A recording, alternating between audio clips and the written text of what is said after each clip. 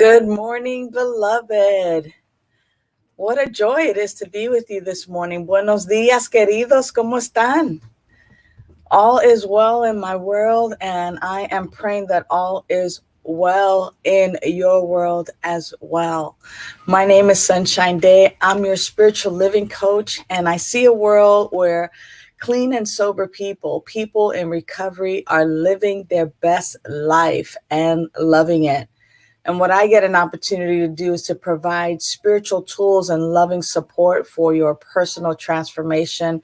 So welcome to another edition of A Spiritual Remedy. What a joy it is to bring these shows to you. Good morning, Sunny Day. Don't you love saying that? Good morning, Sunny Day. It's my joy to bring you another edition of A Spiritual Remedy and to be able to look at our theme for this month, which is wholeness. So let's just start with our definition of wholeness. And what wholeness is, it's complete and contains all components. So you are whole. Buenos dias, querida Bertha. So glad to have you with us this morning also.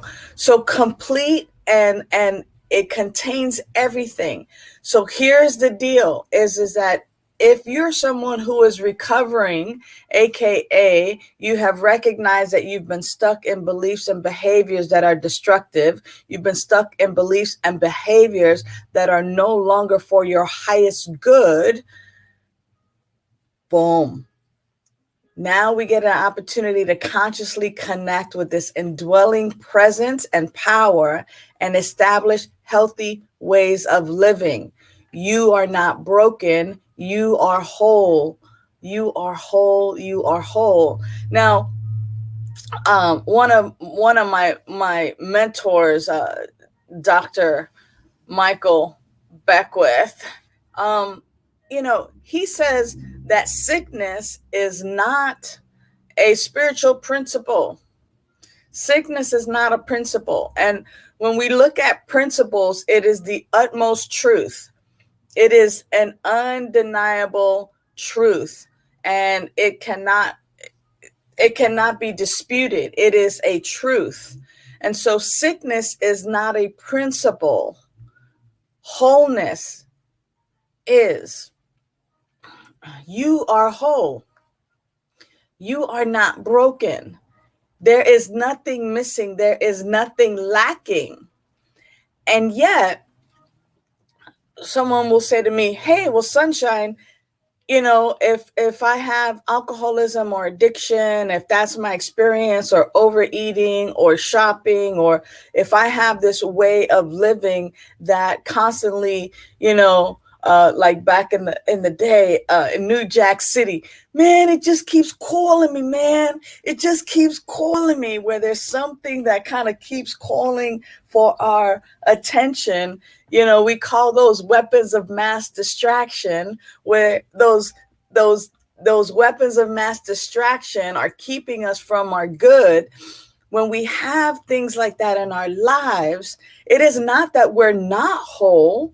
It is simply that we're paying attention again, that we're stuck in beliefs and behaviors that are not for our highest and best. We're stuck in things that no longer serve us. And until they stop serving us, until they stop serving a purpose in your life, you will continue to allow yourself to be called by that thing. Whether it's clutter, whether it's shopping, whether it's, those things that we think, oh, I have a hole inside of me and I need to fill it with something. For folks who are dealing with alcoholism or addiction, it's almost this sense of there's something missing and I need to fill it or feel it. And so that's being stuck in a belief that is destructive, that no longer serves you. Because when we're in active addiction, whatever it is, when folks are in that active behavior that no longer serves them, but that is constantly keeping them in the anxiety, in the depression, in the fear, in the anger, in that pain body, then that's where something needs to shift, right? And what has to shift, or what gets to shift, is the belief and the behavior. The belief and the behavior, the belief around who you are. You see, when you begin to recognize that who you are is a unique, unrepeatable way that God, aka life, shows up in human form, when you begin to then have that belief about yourself, when you believe that you're whole, perfect, and can I get an amen from somebody? Hello. When you begin to believe that this is the truth of who you are, then you stop treating your body, you stop behaving in ways that are not for the highest and best of your body temple. Hi, Rev. What's up, Jersey girl? I love you, Michelle. Thank you. Yeah, when we shift that belief. So sometimes you got to find what's easier. Is it easier for you to shift the behavior or shift the belief, or do they actually happen simultaneously? When we begin to entertain that possibly my life is the life of God, or that my life is whole, perfect, and complete. If it's possible, especially because we've been told over and over again by society that we're no good, that we're dope fiends, alcoholics, food addicts, sex addicts, gamblers, that we're debtors. We've been told all of these things, and our part in all of it is that we believe that crap. If you want to believe something, believe me, you are whole, perfect, and complete. Your life is a unique, unrepeatable, magnificent way that God shows up on this planet. And the moment you're ready to reconnect with this indwelling power and presence, stop for just a moment. Who's breathing you right now? What is breathing you right now? What's beating your heart right now? Right? Like, it is, you're not doing it, but because you're thinking about, okay, course the blood through my veins. Okay. Right? Course the blood through my veins. Thank you, Michelle. She says, we must learn not to subscribe, to not comply, right? We cannot subscribe to that way of thinking and believing. What we get to do is, even in this pause, recognize the one life, the one presence, the one power that is living us. I don't have to think about breathing. I'm breathing. And that's because an infinite intelligence is my life, is at my core. That prana, that life force is right where I am. And that life force is whole, perfect, and complete. So that's the truth of who I am. And that's the truth of who you are as well. And so the moment that we begin to even entertain that that's a possibility for us, behavior starts to shift. That means that also I can't be hanging around, and I should not be hanging around. There I go shooting on myself, right? I should not be hanging around people, places, and things that are going to continue to have me, as Michelle calls it, subscribing to the idea and the belief that I'm broken, that I'm a dope fiend, an alcoholic, an addict, I'm low down. No, I must change the company that I keep and begin to hang out and entertain God only. Ego, EGO, the proper use of the ego. I must entertain God only. And as I entertain God only, I recognize that the principle of wholeness is absolutely activated in my life. What's keeping you from your wholeness? Is it your beliefs? So here's the opportunity, right? One day at a time, every Monday, right here, where we get this opportunity to begin to see life differently, to begin to see life from the inside out, not the outside in. Society will have us thinking and believing that we need to look a certain way, say certain things, be certain ways. And that is the furthest from the truth. When you begin to live from that indwelling presence, from that inner GPS, that guidance system, when we begin to listen to that still small voice that is directing us towards our highest good, it is then when we begin to live our genuine life.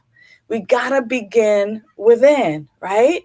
And when we reconnect, when we recognize that there is an indwelling power and presence, it's not out there. I don't have to go to the mountaintop. I don't have to go to the synagogue. I don't have to go to the Center for Spiritual Living. I don't have to go to the bottom of the deep blue sea. I go there because I'm reminded, and I get to go there because I get to learn, but I don't have to. I can sit still and allow that indwelling power and presence to speak to me in a language that I understand. You can sit right where you are and allow spirit, life, prana, life force, God to speak to you in a language that you understand. And that's why I love being, your spiritual living coach, because I help to guide you so that you have your own practice, your own idea of God, your own recovery, meaning you recover yourself from all of the weapons of mass distraction that have kept you in despair, in your pain body, in doubt and fear and anger and anxiety and smallness. You're not here to be small.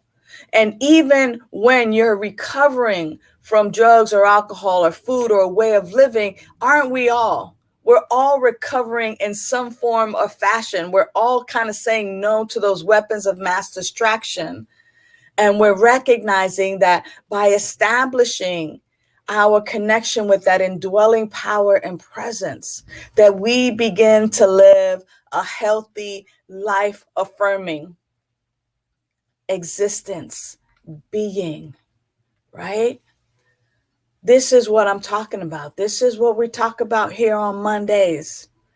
This is what it feels like to be coached, to be inspired, to be motivated, to be told the truth of who you are. Speaking power into you, not doom and gloom, not what we get on the news all the time, right? So then what we get to do, I love that. Thank you, Bertha. Bertha says, you are the translator that guides me to understanding. Yeah. I like that idea of the translator, the guide. Absolutely. Well, I'm glad that you're getting some understanding here, because, we also get to make a decision to focus our will and our life on connecting with that living consciousness. And this is an ongoing process. This is not just something that happens once, one and done. This ain't the J&J vaccine. This not the one and done. This is an ongoing practice where we recognize and we admit, that we have been stuck in beliefs and behaviors that have been destructive, where we have this opportunity to consciously connect with that indwelling power and presence, that life force, and we begin to establish healthy living and life affirming practices. And then 3, where we make a decision to focus our will and our life on connecting with consciousness, on living from consciousness. So that's the key. Like, where are you living from? Within you is life itself, is consciousness. Within you is consciousness. Now notice that when I talk about it, I kind of come in here, like in our center. A lot of times people go consciousness here. And I want to kind of make a distinction, because consciousness is way beyond our thinking. You see, who we are is consciousness, and consciousness has a body, and the body has a brain, and the brain's job is thinking. And the way we connect with consciousness is a whole mind body experience, because consciousness indwells. It is within us and it is around us. So even if we're looking at nature as consciousness, or the the skies, space, the ocean, if we're looking at nature, the mountains, we are surrounded by consciousness. Consciousness is really all there is, but we've been distracted. We've been distracted to think otherwise.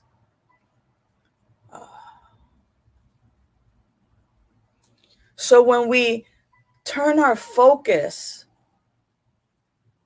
to living from consciousness, that means that I am no longer living from my thought process, that I am living from consciousness itself. That when I leave my home, I kind of go, instead of just thinking about what I'm going to do, I am being fully present with my innermost self, with my innermost high self. The one God and the ultimate God are one God, and it is indwelling. It is right where I am and around me. So I'm checking in, if you will. I am tapping in, tuned in, turned on, and living from consciousness, living from the principle of wholeness, living from the principle of peace, living from the principle of love.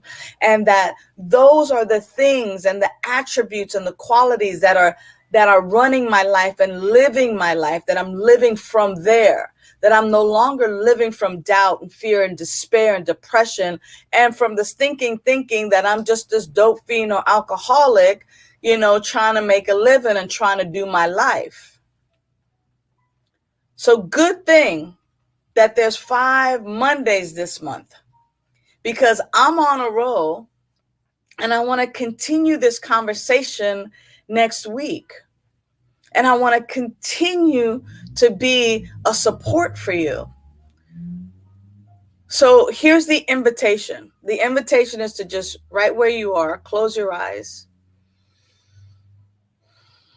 breathe normally and naturally,